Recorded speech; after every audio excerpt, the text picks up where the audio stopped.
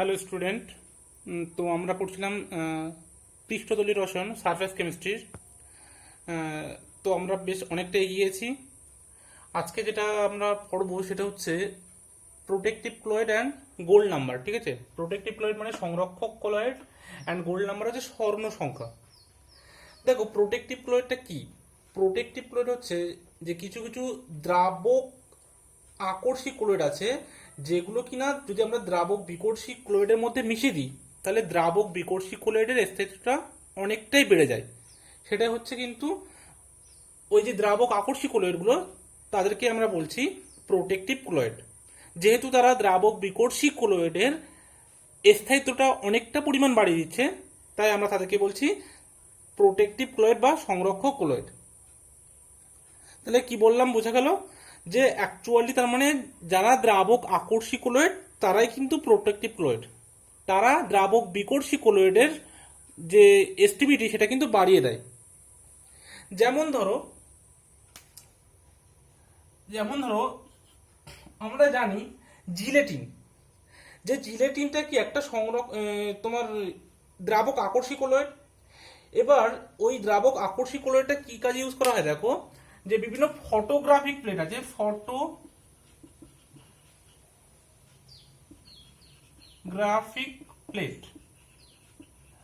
Photographic প্লেটের সংরক্ষণের কাজে ইউজ করা হয় জিলেটিনটা। এবং ওই ফটোগ্রাফিক প্লেটে সিলভার ব্রোমাইড একটা সিলভার ব্রোমাইডের সল থাকে, যে সলটার সাথে এই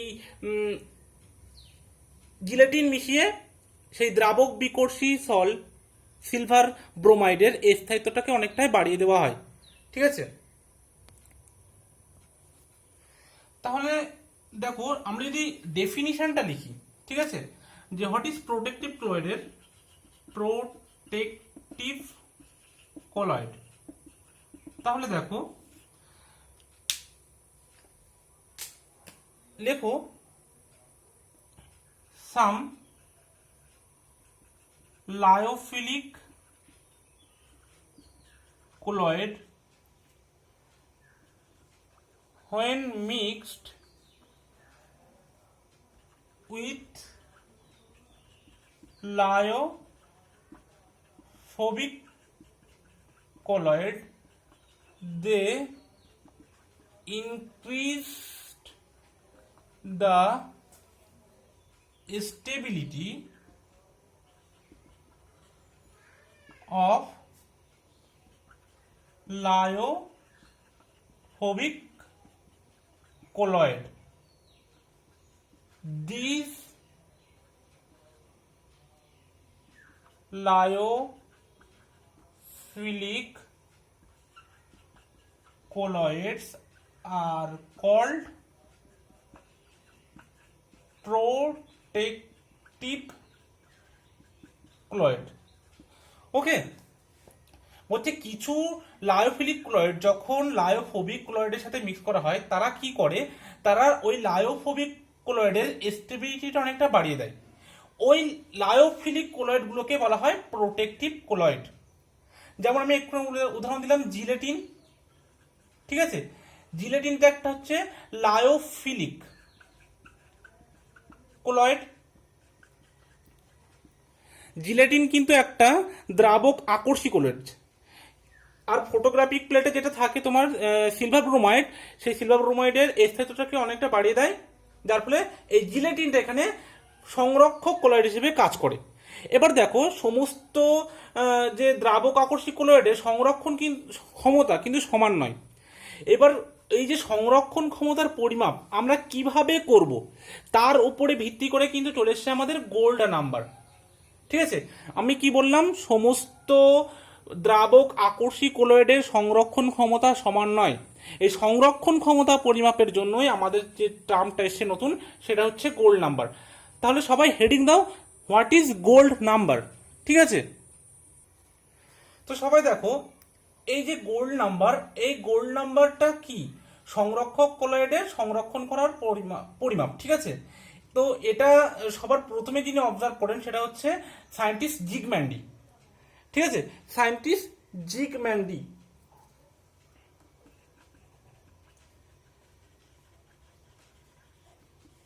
তিনি সর্বপ্রথম এই গোল্ড নাম্বারের প্রবর্তন করেন। দেখো বলে দিই, ধরো এখানে কিছু গোল্ড সল আছে, ঠিক আছে, গোল্ড সল যার দেখতে লাল রঙের হয়, ঠিক আছে, গোল্ড সল দেখতে লাল রঙের হয় এবং কি করা হয়, এখানে কিছু পরিমাণ NaCl যোগ করা হয়, ঠিক আছে। NaCl যোগ করলে কি হয়, দেখো NaClটার একটা ফিক্সড একদম পরিমাণ আছে 1 ml 10%, এগুলো কিন্তু পুরোটাই এক্সপেরিমেন্টাল, ঠিক আছে। এই যে রেড কালারের সল্ট, এই NaClটা যোগ করার ফলে কি হয়, এখানে একটা কালারের চেঞ্জ হয়। যখনই এটা তঞ্চন হওয়া শুরু করে, তখনই কালারটা এই লাল থেকে কিন্তু ব্লু হয়, ঠিক আছে, লাল থেকে ব্লু। এবার কি হয়, এই যে বর্ণের পরিবর্তন লাল থেকে নীল, এই বর্ণের পরিবর্তন প্রতিরোধ করার ক্ষমতা দ্বারা কিন্তু সংরক্ষক কলয়েডের সংরক্ষণ ক্ষমতার পরিমাপ করা হয়। বোঝা গেল কি বললাম? এই যে বর্ণের পরিবর্তন, এই বর্ণের পরিবর্তন রোধ করার যে ক্ষমতা, সেটা কিন্তু সংরক্ষক কলয়েডের সংরক্ষণ ক্ষমতার পরিমাপ। বোঝা গেল কি? দেখো আরো একটু ভালোভাবে বলি, যদি আমরা সংজ্ঞাটা বলি তাহলে দেখো, যদি 10 ml প্রমাণ গোল্ড সল্টের, মানে এটা হচ্ছে ধরো 10 ml, এটাও কিন্তু একদম ফিক্সড, ঠিক আছে, 10 ml প্রমাণ গোল্ড সল্টের মধ্যে যদি 1 ml 10% NaCl দ্রবণ যোগ করি, তাহলে বর্ণের যে পরিবর্তন হচ্ছে, কি হচ্ছে না, লাল থেকে নীল, এই যে বর্ণের পরিবর্তন, সেটা প্রতিরোধ করার জন্য সর্বনিম্ন যত মিলিগ্রাম, কি বললাম, মিলিগ্রাম, সর্বনিম্ন যত মিলিগ্রাম সংরক্ষক কলয়েড মিশ্রণ করা প্রয়োজন, ওই তত মিলিগ্রামের সংখ্যাটাকেই কিন্তু বলা হবে স্বর্ণ সংখ্যা, ঠিক আছে। এই যে সংরক্ষক কলয়েড, তার স্বর্ণ সংখ্যা, সেটাই বলা হবে। দেখবে বইতে একবার সংজ্ঞাটা তোমরা দেখে নেবে, আমি সংজ্ঞাটা লিখে দিলাম না, কিন্তু ব্যাপারটা একবার বলে দিলাম যে এই যে লাল বর্ণের যে গোল্ড সল আছে, সেটাই আমরা যদি 1 ml 10% NaCl যোগ করি, সেটা বর্ণের পরিবর্তন লাল থেকে হয়ে যাবে নীল।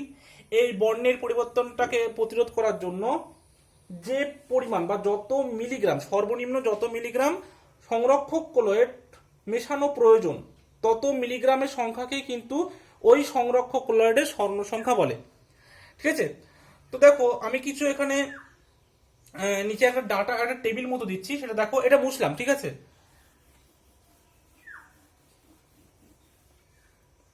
দেখো তাহলে আমরা এখান থেকে কি জানলাম,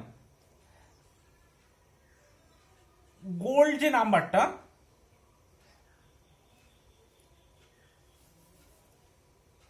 আমি একটা সল এখানে দিলাম, সলগুলোর নাম, আর এখানে তাদের গোল্ড নাম্বারগুলো দিলাম, ঠিক আছে। দেখো 1 নম্বর জিলেটিন, যার গোল্ড নাম্বার কিন্তু 0.005 থেকে 0.01, ঠিক আছে। তারপর আছে কেসিন, যার গোল্ড নাম্বারটা হচ্ছে 0.01 থেকে 0.02। হিমোগ্লোবিন,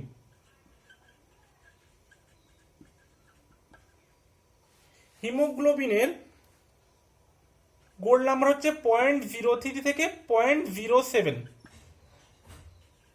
অ্যালবুমিন, অ্যালবুমিনটা হচ্ছে ডিমের সাদা অংশ, এর গোল্ড নাম্বার হচ্ছে 0.1 থেকে 0.2। তারপর আছে তোমার গাম, অ্যারাবিক, এগুলো একটা সল বিভিন্ন, ঠিক আছে। তোমাদের এইগুলো অত জানা দরকার নেই, তোমাদের শুধু যেটা জানার দরকার সেটা হচ্ছে এই গোল্ড নাম্বার থেকে আমরা কি জানতে পারছি, সেটা তোমরা ভালো করে সবাই শুনো, ঠিক আছে। এগুলো একটা সল, বিভিন্ন সলের নাম এখানে লেখা আছে, এগুলো তোমাদের অত জানার দরকার নেই, কিন্তু আমরা এই যে গোল্ড নাম্বার, এই সলের যে গোল্ড নাম্বার, তা থেকে আমরা কি জানতে পারি, সেটা হচ্ছে মেন জানার বিষয় আমাদের, ঠিক আছে। গামা অ্যারাবিকে যেমন গোল্ড নাম্বার হচ্ছে 0.15 থেকে 0.25। আর একটা আছে স্টার্চ, ঠিক আছে, যেটাকে আমরা বলি পটেটো স্টার্চ, ঠিক আছে। সেই স্টার্চে যেটা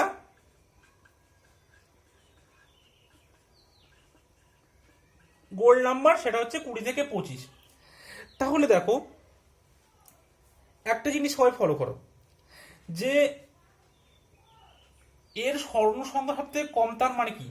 তার মানে হলো আমরা যদি কোনো একটা সলের বর্ণের পরিবর্তন রোধ করতে চাই, তাহলে আমরা খুব কম পরিমাণ জিলেটিন যোগ করলেই তার বর্ণের পরিবর্তনটা কিন্তু রোধ করতে পারবো। কিন্তু যেটা স্টার্চের ক্ষেত্রে 20 থেকে 25 স্বর্ণ সংখ্যা অনেক বেশি। তার মানে কি, এই বর্ণের যে পরিবর্তন সেটাকে রোধ করার জন্য আমাদের অনেক অনেক বেশি পরিমাণে কিন্তু সল্টটা অ্যাড করতে হবে এর সাথে, এই মিডিয়ামে।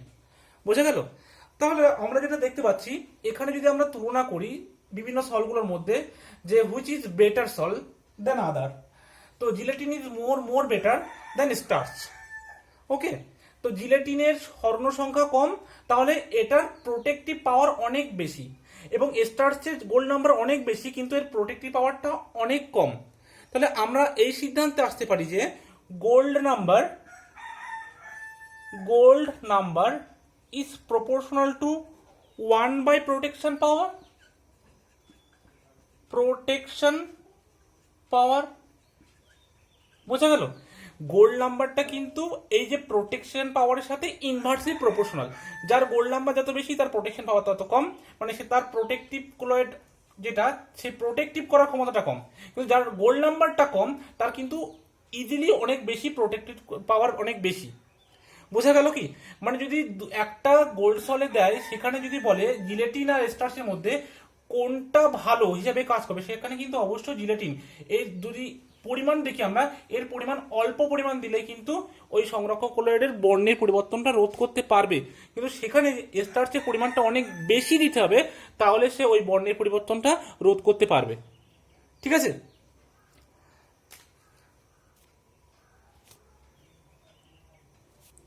তাহলে দেখো, যদি তোমাদেরকে এরকম কিছু সল দিয়ে দেয়, দিয়ে যদি তোমাদেরকে জিজ্ঞাসা করে which among this is a better protective ক্লোয়েড, এদের মধ্যে কোনটা বেটার প্রোটেক্টিভ ক্লোয়েড, তাহলে তোমাদের অ্যান্সার কি হবে? অবশ্যই gelatin is a better protective ক্লোয়েড, কারণ এর গোল্ড নাম্বার কম। ঠিক আছে, তাহলে এটা মুছে দিলাম। নেক্সট যে টপিক সেটা হচ্ছে কোয়াগুলেশন বা তঞ্চন। ঠিক আছে, তো সবাই হেডিং দাও কোয়াগুলেশন। দেখো, সবাই নিশ্চয়ই হেডিং দিয়েছো কোয়াগুলেশন মানে কিন্তু প্রেসিপিটেশন। ঠিক আছে, কোয়াগুলেশন মানে হচ্ছে প্রেসিপিটেশন,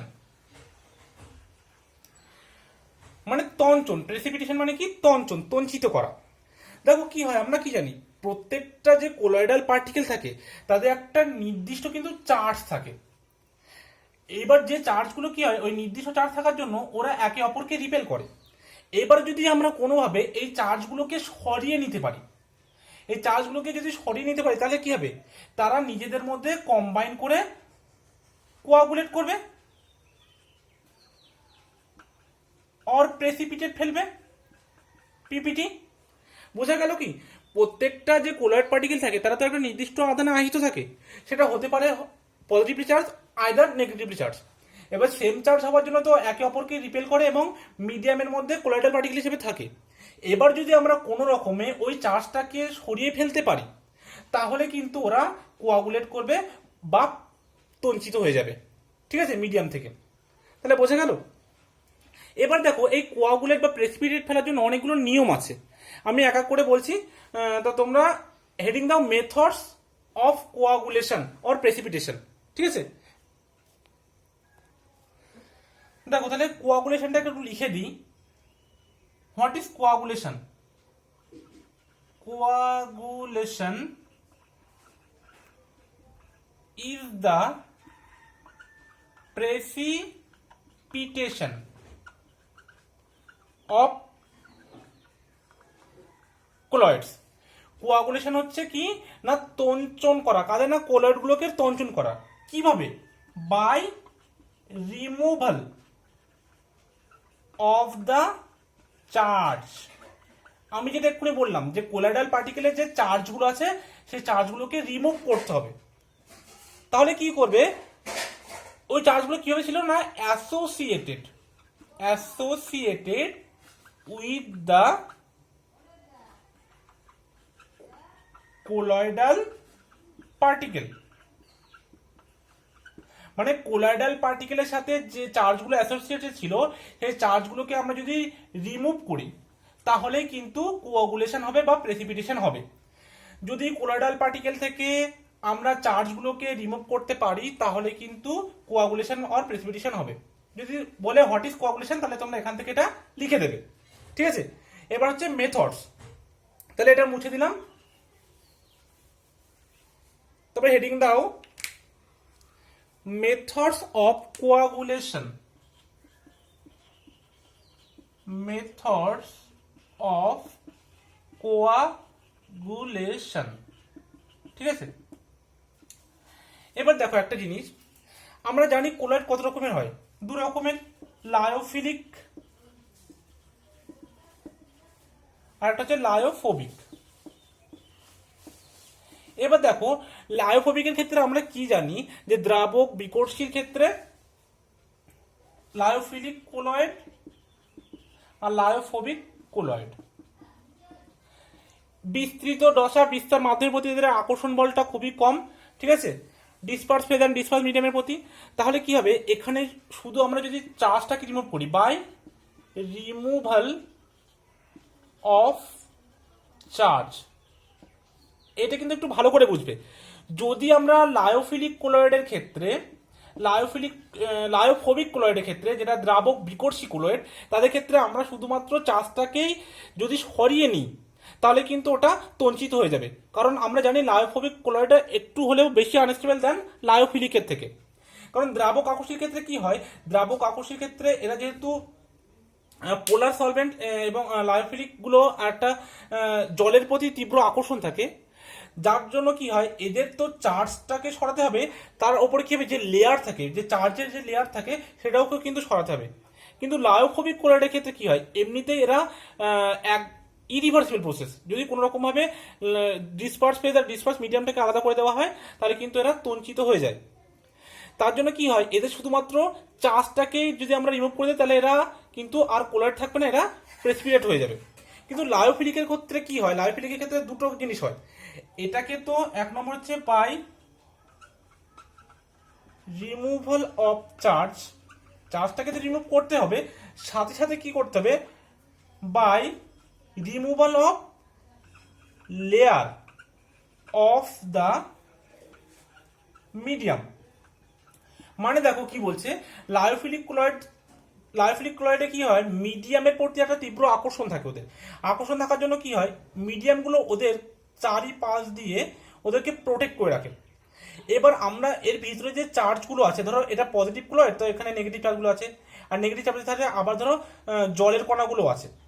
তাহলে আমরা যদি অল্প পরিমাণ পজিটিভের কোনো ইলেকট্রোলাইট যোগ করি তাহলে কি হবে, এই পজিটিভ ইলেকট্রোলাইটের যে চার্জগুলো সেগুলো কিন্তু নেগেটিভ এখানে আসতে পারবে না, কারণ এগুলো কিন্তু এই লেয়ার যেটা আছে জলের কণাগুলো, যেহেতু এটা লায়োফিলিক, এদের জলের প্রতি বা মিডিয়ামের প্রতি আকর্ষণ আছে, তার জন্য কি হবে এই পজিটিভ চার্জগুলো এই যে নেগেটিভ চার্জ আছে এদের কাছাকাছি আসতে পারবে না। তার জন্য প্রথমে এদেরকে লেয়ারটাকে রিমুভ করতে হবে, লেয়ারটাকে রিমুভ করার পর আমরা ইলেকট্রোলাইটটা যোগ করে তারপরে আমরা এটাকে তড়িৎ প্রশম করব, ইলেকট্রিক্যাল নিউট্রাল করব, ঠিক আছে, তারপরে এটা কিন্তু তঞ্চন হবে।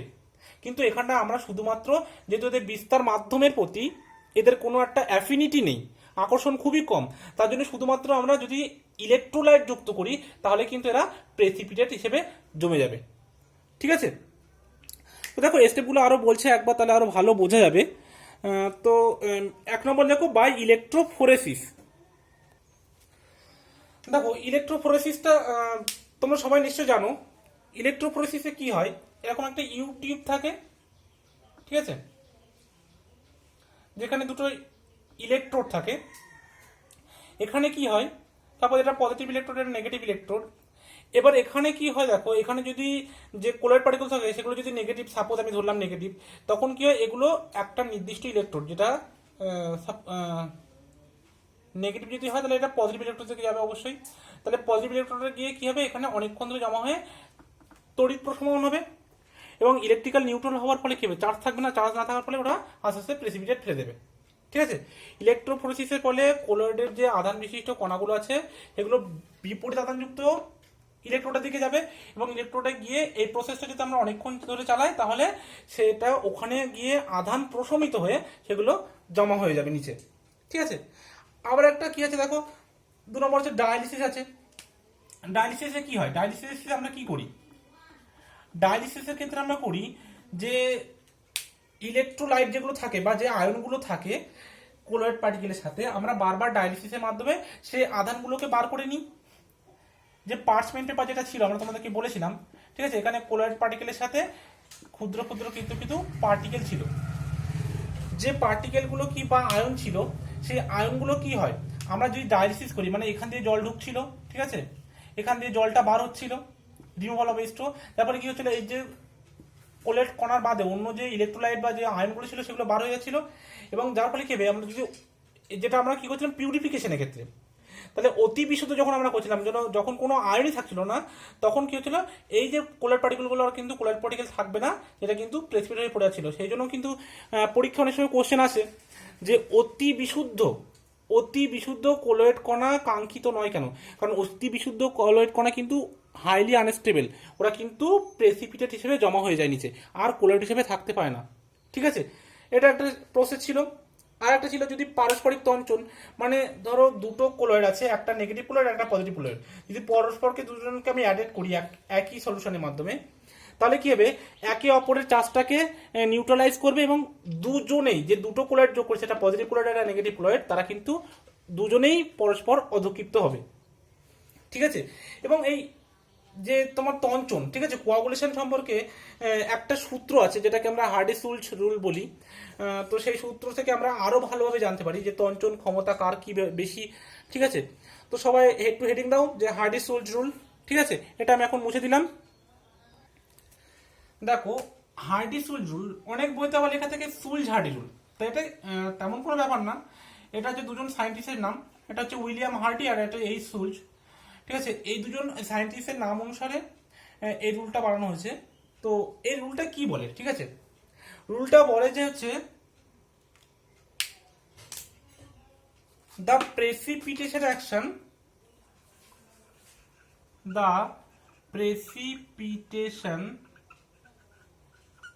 Action of ions of an electrolyte depends on two factor. এক নম্বর হচ্ছে সাইন অফ দ্য চার্জ, 2 নম্বর হচ্ছে ভ্যালেন্সি অফ দ্য আয়ন। ব্যাপারটা ভালো করে বোঝো, যে প্রেসিপিটেশন আমরা ফেলছিলাম, কিভাবে ফেলছিলাম না, কিছু ইলেকট্রোলাইট যোগ করে, সেই ইলেকট্রোলাইটের আয়নগুলো যোগ করে কিন্তু আমরা প্রেসিপিটেশন ফেলছিলাম। এই ইলেকট্রোলাইটের আয়নগুলোর দুটো ক্যারেক্টারের উপর কিন্তু ডিপেন্ড করে প্রেসিপিটেশনটা পড়ে। একটা কি হচ্ছে সাইন অফ দ্য চার্জ, যদি কোলাইডাল পার্টিকেল, সিপি মানে হচ্ছে কোলাইডাল পার্টিকেলগুলি নেগেটিভ চার্জ হয়, তাহলে যে ইলেকট্রোলাইটটা আমরা যোগ করব, তাহলে সেই ইলেকট্রোলাইটটা কি হবে, অবশ্যই নেগেটিভ চার্জ, পজিটিভ চার্জ হতে হবে। ঠিক আছে, ইলেকট্রোলাইটের পজিটিভ চার্জ আয়ন যদি কোলাইডাল পার্টিকেল নেগেটিভ হয়, তাহলে এই চার্জ বিপরীত চার্জ হতে হবে একে অপরের। ঠিক আছে, কিংবা যদি কোলাইডাল পার্টিকেলের চার্জ যদি পজিটিভ হয়, তাহলে ইলেকট্রোলাইটের আয়নটাকে অবশ্যই নেগেটিভ চার্জ হতে হবে। ঠিক আছে, বিপরীত চার্জ হতে হবে। আর 2 নম্বর বলছে ভ্যালেন্সিটা কি দেখো, ভ্যালেন্সি যত বাড়ে আয়নের, তত কিন্তু প্রেসিপিটেশনটা অনেক বেশি হবে। একটা উদাহরণ দিয়ে দেখো, ধরো কোন একটা নেগেটিভ চার্জযুক্ত পার্টিকেল আছে, ঠিক আছে, বা ধরো আমরা একটা কোলাইডাল সলিউশন নিচ্ছি, যেমন সাপোজ AS2S3। ঠিক আছে, AS2S3 একটা নেগেটিভ কোলয়েড।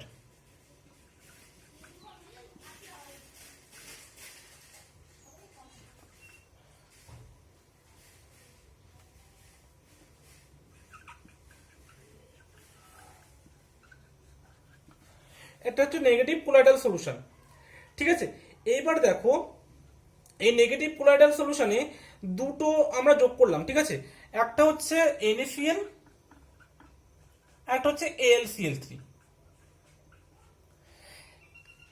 NaCl আর AlCl3 যেহেতু এটা নেগেটিভ, তাহলে আমাদের পজিটিভ চার্জের উপরে এখান থেকে যে আয়নটা আসছে Na+, যেহেতু এটা নেগেটিভ ক্লোরাইড। এবার দেখো তোমরা হয়তো ভাববে যে এটা নেগেটিভ বা এটা পজিটিভ ক্লোরাইড বা নেগেটিভ বা পজিটিভ সল আমরা কিভাবে বুঝবো। এটা দেখো তোমাদেরকে কিছুটা মনে রাখতে হবে, আমি একটা লিস্ট দিয়ে দেবো যে কোনগুলো নেগেটিভ ক্লোরাইড সলিউশন বা নেগেটিভ সল আর কোনগুলো পজিটিভ সল, ঠিক আছে, এগুলো একটু মনে রাখতে হবে। তো এখানে যেহেতু এটা নেগেটিভ ক্লোরাইড বা নেগেটিভ সল, তার জন্য আমার এখানে অবশ্যই পজিটিভ আয়নটা দরকার। এখানে আছে Na+, এখানে হচ্ছে Al3+।